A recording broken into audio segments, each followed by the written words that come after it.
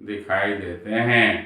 यह जो चीज हमें संतों ने बताया है, यह हमें दिख रहा है, नहीं दिख रहा है। जब उस मार्ग के राही हो जाएंगे, अब खुद से देखते हुए चले जाएंगे, तो फिर दूसरे की सुनी बातों से कोई लेना देना नहीं रहेगा, है ना। जो हम देखेंगे, अनुभव करेंगे, वही सही होगा।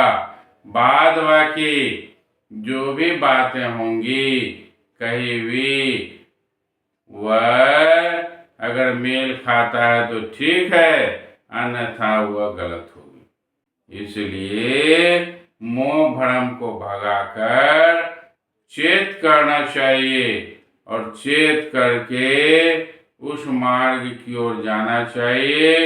और फिर कही सुनी बात का कोई बात ही नहीं है, अर्थात हम स्वयं उसके साक्षात्कार करेंगे। और जब साक्षात्कार आमने सामने हो जाएगा, तो फिर दूसरे तीसरे की बात सुनने मानने की आवश्यकता नहीं है। क्योंकि जब हम किसी चीज को देख लेते हैं, तो उसके विषय में ठीक ठीक समझ सकते हैं, और फिर कोई किसी के कहने पर समझने का जरूरत नहीं पड़ेगा। आदरणीय संत समाज, सबसे पहले ये मोह के चक्र को हटाना होगा, और हटाने के लिए हमें जगना होगा, चेत करना होगा, चेतना जागृत करनी होगी।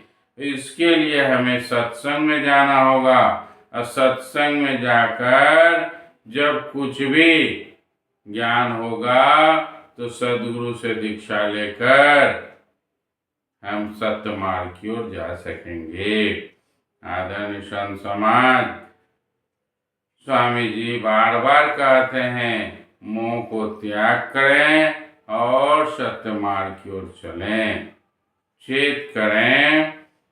कबीर साहब का एक भजन है, चेत करो बिलैया मारे मटकी, अर्थात हे जीव चेत करो, ये बिलैया अर्थात ये मोह माया जो है, ये मटकी मारता है, ये बड़ा ही लोगों को उलझा करके रखता है।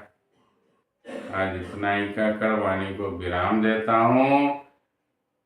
आप सभी से आग्रह है, स्वामी जी की वाणी को यत्र तत्र स्वामी जी की वाणी को ज़्यादा से ज़्यादा फैलाएं, और फिर ज़्यादा से ज़्यादा लोगों तक जब ये पहुँचेगा तो सत्य ज्ञान होगा।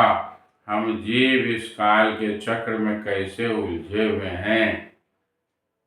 कबीर साहब तो इतना भी कह गए कि ब्रह्मा विष्णु महेश ये सभी भी मोह माया से बच नहीं सके। इस प्रकार हमें मोह भ्रम से जगना चाहिए। जय गुरु संतपति।